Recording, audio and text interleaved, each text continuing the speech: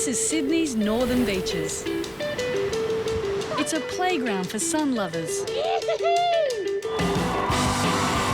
where every day is a celebration. That keeps the cops busy. Go away! Get out of my face, mate! In your face! So when things get too hot, Don't you! I've told you all the information I need to know.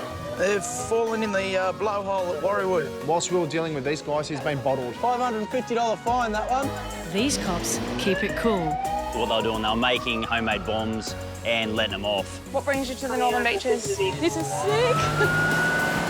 Here's ice pipe. So at this stage you're under arrest? So where are you injured? Just your hand? Keep your pants on because it's really not impressive. Welcome to their world. All right, guys, let's get going. This is Beach Cops.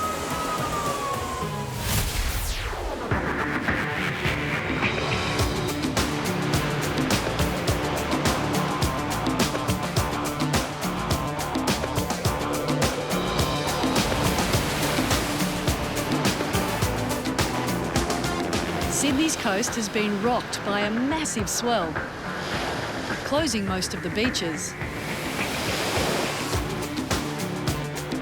And while us more experienced surfers are making the most of it, there are some taking the biggest risk of their lives. Alex and Richard are responding to a call out to Warriewood's notorious blowhole. Surf lifesavers on the jet skis now heading to the station as well. Where a jump has gone terribly wrong. OK, we're responding to a patient that's involved in a fall. Patient is unknown age or gender. They've fallen in the blowhole at Warriewood. Extent of injuries is unknown.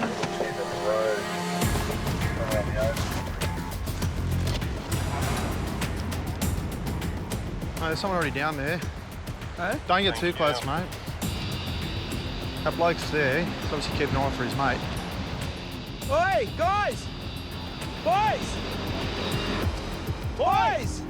Hey! Richard and Alex can see a group of young boys below, Up it! but there's no sign of the person who's jumped. So a rescue chopper is on standby, and surf lifesavers are already on their way to the blowhole by jet ski.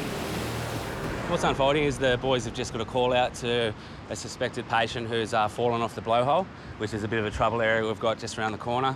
It's about 15 to 20 metres in height. It's used as a just popular jumping spot into the water. Apparently he's fallen off one of the ledges they used to climb up, and at this stage that's all the information we've got. The boys are currently on their way out there now on a jet ski.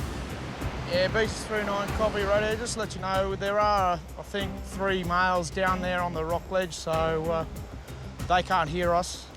Conditions today are pretty bad, actually. Most of the beaches in Pittsburgh are closed, including Warriewood, which makes jumping off the blowhole even more dangerous.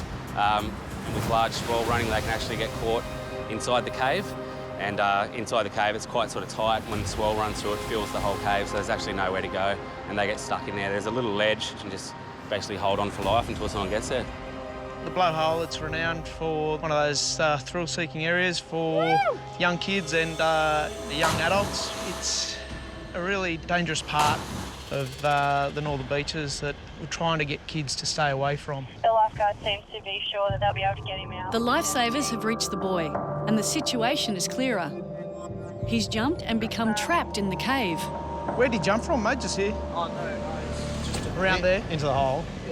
jumped in from there. Yep. And then for some reason the water dragged him all the way back into the cave and Okay. The only way to get him out is for the lifesaver to swim into the cave. So it's now a waiting game for everyone. Pit 2, Warriewood ski. Go ahead, Warriewood ski, Pit 2. Pit 2, we just have the patient on the back of the ski now, coming out of the blowhole, and we are heading towards the beach. Yeah, copy that, Warriewood ski. What's the condition of the patient? Patient is conscious, breathing, so we've got a few minor scratches. He made the jump quite safely, but it's actually returning back through the blowhole to get onto the rocks is where he got into trouble. He was stuck inside the cave, but one of the lifeguards swam off the back of the jet ski into the cave, reassured him, and then waited for a bit of a gap in the sets and swam him back out of the cave onto the waiting jet ski, and he was brought back here to paramedics. What the hell are you doing here today? We had a day off. All right, so you decided to come down to the blowhole. Yeah. Guys, it's very dangerous. Seriously, man, it's not worth it. The amount of people that have died here or seriously injured, just don't do it, all right? When you get calls for young kids, you just think, oh, no, please, no. I hope it's not the worst. Like, look at the surf, mate, it's huge. Yeah, that's It's just, they're getting hammered in the cave and they hit their head and they're gone. I've got 3 kids and this is one area that I definitely won't let them go to. They can come to the beach, but if I hear that they've come to the blowhole, I'll just, yeah. I'd hate to be in their shoes, trust me. Let's go. Very, very dangerous. Come on, let's go. Back down to your mate.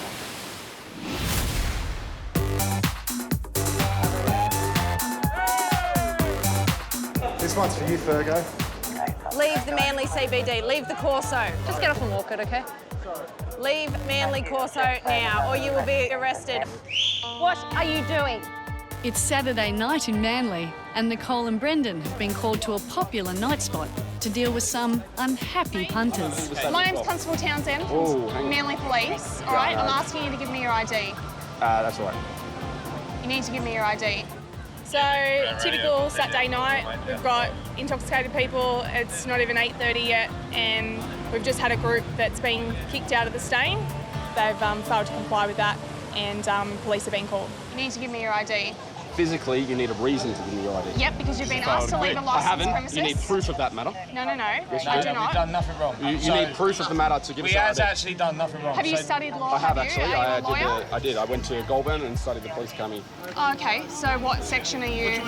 I'm not. I dropped out because I realised it was a cop-out. Okay. Whatever. Yeah, well, everyone knows the law and everyone's had a law degree, and people just try any excuse to make you doubt yourself. Well, under Section 11 No, you don't. That's LEPRA. bullshit. I know. No. I Section can 11 of what? of LEPRA, the Law Enforcement LEPRA. Powers and Right, okay, Responsibilities that's Act. One of those things, everyone knows more than the police when they're drunk. It's pretty simple. Give me your ID. I write it in my notebook. Show you quit, right? Quit, and if he fails to give us identification, we can arrest him and take him back to station. Well, You I want need to make it sure harder? it's proper ID. Just give with us yours. ID. He's Australian, I'm English. Yours as well, thanks. Okay, that's fine, mate. Oh, so now you don't want to talk to He's not us? in the investigation. Get out of my face. Not in your face. Step back. Mate, you can bring that up with them. Step back. Oh, I it's have all right, not Bob. moved If since you I'll guys be in front of you if there was something else going on. This Mexican standoff has been going on too long, so another team have come in to assist. You said you're going to look at the licence, not take it. Can I have my licence back? 1, 2, 3, The last thing you want 4, is to see. 5. Get out of my face, mate. Your face! Oi, I haven't done it. Finally, this lot shut up long enough to be given a move-on direction. You've been to Manly for 60 hours. Off you go. But they've walked around the corner and straight into another bar, where they've been thrown out again. Back out. You've already been given a move-on direction from Manly. No. You went into the Sugar Lounge. We're leaving the area. What are you pestering for us? And you need to give us your ID now. Hang on here. Because you just... No, you don't. No, you don't. Mate. You don't. Hey, oh, whoa, indecent assault. Oh, my Your God. ID, because you failed to comply with the move-on direction. No, he didn't. Oh, indecent assault. Indecent assault. He's a hero. So, to be a cop, obviously, you need to have a very high tolerance for dealing with drunks, and we all like to have fun just like the rest of the community, but at the end of the day, when you've had enough, it's time to go home. Okay, you're to leave Manly. You're to leave Manly. Just walk directly out of Manly and do not come back for 6 hours. Off you go. That's easy, 4 tickets. This week on Beach Cops. Cops deal with drunk idiots again. Up you get, it's time to go home. She's been telling you for the last 30 seconds it's time for you to go home. Back on the streets, and things are heating up. Pick your things up and I go. don't want to touch this. You just cost yourself $500 tonight. And while these cops are dealing with the Corso, Dan and Blake are responding to a report about gunshots. The informant has heard a loud bang, thinks it might be a gunshot. Yeah, beach is 4-5. We're only a minute away from there. Possible gunshots. I'm guessing they're firecrackers. Might be some hoons in the car park or something. There's a car over there. To 27. Alright, yep. Job at 20 or 22. He's running. Mate, don't run! Stop! Stop, buddy!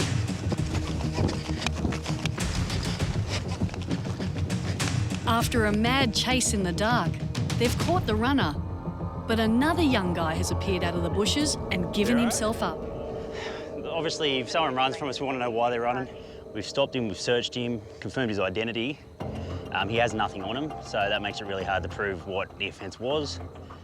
Tell us up front, was that you throwing the firecrackers when we turned up? When I questioned about the explosives, said they were bungers or a small firecracker. That's what 12-year-olds do, man. Come on, you're 20. Why are your eyes glazed and bloodshot? Have you been smoking tonight?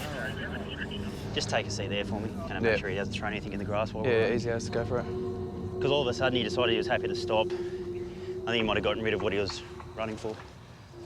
I reckon he smoked a bit of pot tonight. All right, Daniel, yeah, we'll head back to your vehicle. We'll just get your ID. I need the site, just some photo ID. Bring old mate with you as well.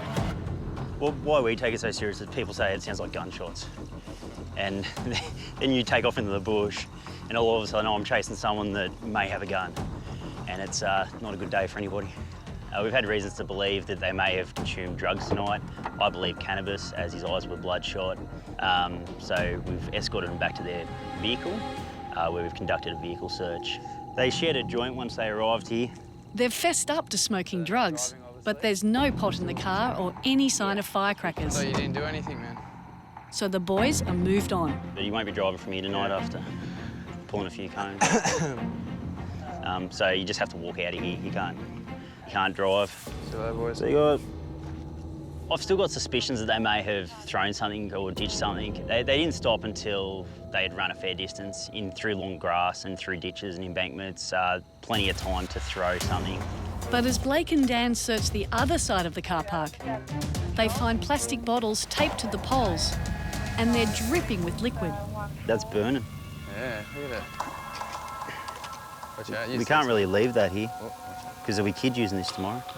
Since we've released them, given their move-on direction, we've found a few bottles strapped to the poles using some duct tape. But look at it, it's like green, man, look at it. We almost need a hazmat unit. Yeah, radio, can we have fireys or a hazmat unit to our location? Something started not adding up, so we went and looked further, and that's obviously what they were doing. They were making homemade bombs and letting them off. So it all makes sense now.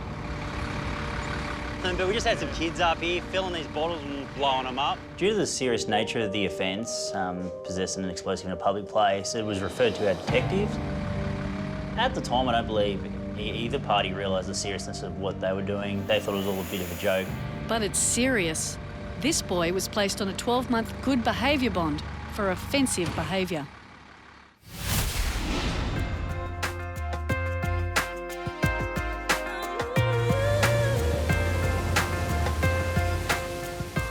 Northern Beaches 38. 38, go ahead. Yeah, thanks, radio. Could you please create a CAD message for us? Read death message. Telling a stranger that their loved one has passed away is one of the hardest things about being a cop. Just know what you're going to say? Oh, not really. I think she's going to know anyway. Yeah. The beach cops deliver far too many death messages each week, and it's never easy. I've dealt with a few death messages before, and they've all been completely different. I've been to one, which was horrible, and I'm not looking forward to it, but it's got to be done. When you confirm someone's deceased, you never know how someone's going to react. I think that's the hardest part, is everyone grieves differently. Yeah, so. the unknown. Oh, I'm so nervous. You'll be right, I'm with you. Make sure we get into the house before we start having a conversation. Yeah, we'll see if we can get her sitting down. Yeah. And now they have to break the news to the family that someone they love has died of a heart attack, which is hard for everyone.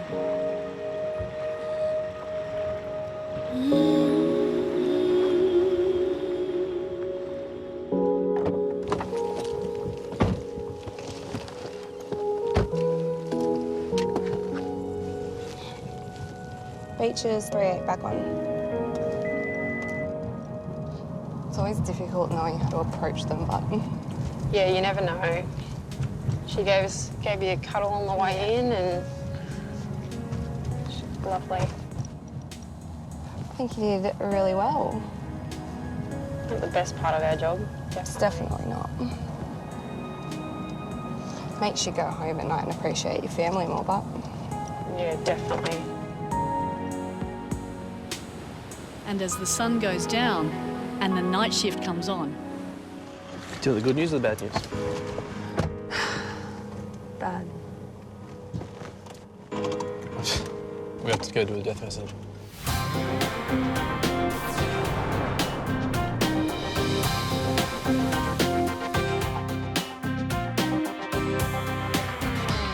It's a beautiful day on Sydney's northern beaches. It's where we bring the kids for their surfing. All right. But one guy has to ruin it for everybody with a spot of road rage. Mate, that guy's raging. Did you hear him? We'll get him. We'll get him. Come on, come on, come on.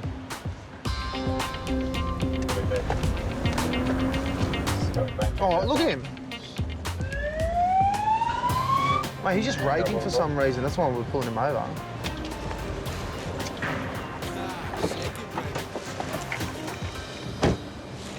Okay, mate, you got your licence? You got a problem? Just my missus is on the wrong side of the road for me to pick her up.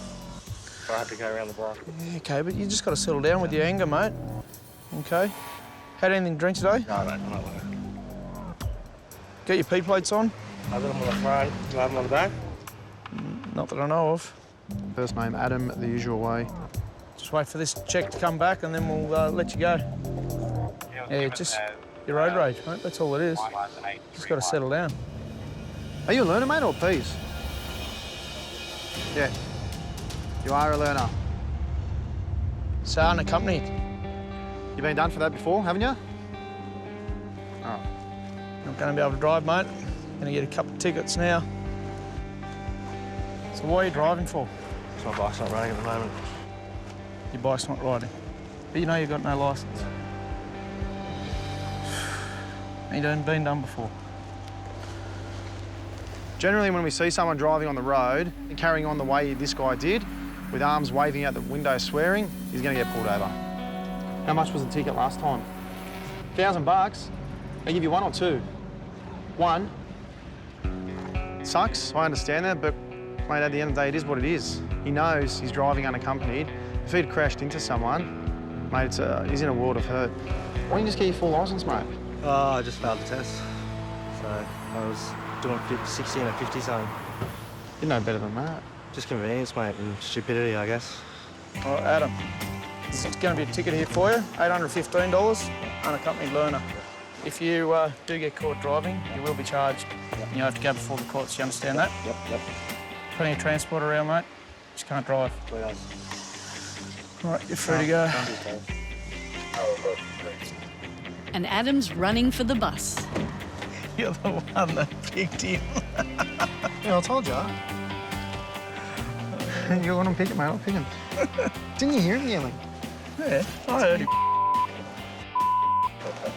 All right, let's go.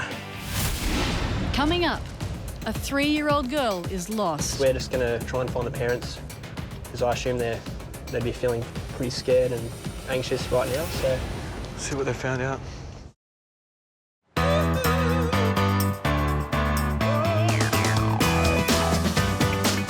It's Saturday evening in Manly, and as the sun is setting, Andrew and Waddies have had a call-out about a 3-year-old girl found on her own. So we've been called to a missing child. She's been located by 2 passers-by, just walking past, seeing the child sitting by herself. The parents haven't been around for 25 minutes, so we're just going to go and check it out and try and find the parents, because I assume they'd be feeling pretty scared and anxious right now. The little girl was found on the cliff's edge by a couple out walking. See what they found out. We're walking along the path here in Auburn. The little girl was just sitting by herself, playing with her toys, looking a little bit worried.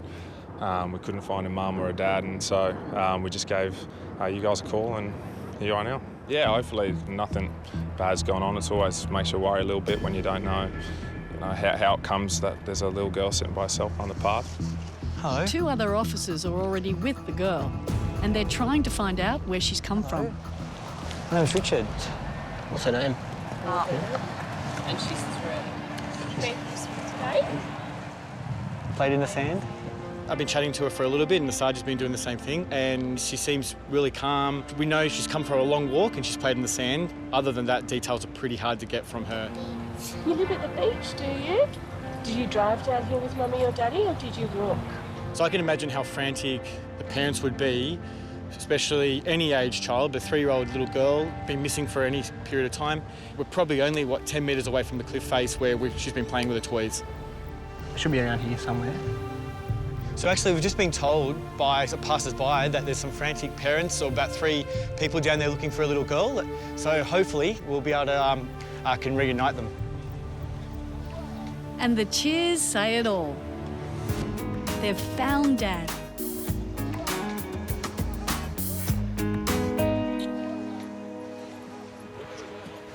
Oh, Bubby, don't run off like that. You can see Mummy. So I was really, really thankful for the young couple who, just on their afternoon walk, they noticed something and without just going, oh, I'll let it go or walking past, they've actually done the right thing of just, probably checking with her and asking where Mummy and Daddy are, and when the reply is, I don't know, they've done the next best thing is to call us. You said she lived on the beach. Yeah, she did say that. She goes, I live on the beach and it's that way. And then and it's a long walk. That's what she said to us. You do live on the beach. You gave us a There's biggest Mummy. frag. Come here. Say well to- done for knowing we're homers. What do you say to the police officers? Thank you. You can't run off, can you? No. Stay with Mum. It's very dangerous, the water. We're very happy that you're all right. Thank you so much. Yeah, no problem, mate. Thank Good, you so thanks. much. No, that's Thank fine. you for doing a fantastic job. So, that was good. Job well done. Very good. Yeah. Very good outcome. I'd be pretty frantic if I was the parents and I'd be beside myself. It'd be the worst feeling in the world. I saw the father, he was sprinting for his life. And as soon as he saw me, he's like, oh, just relief. It's like, oh, you found my daughter, you found my daughter. Worked out well. Could have been worse. Very worse.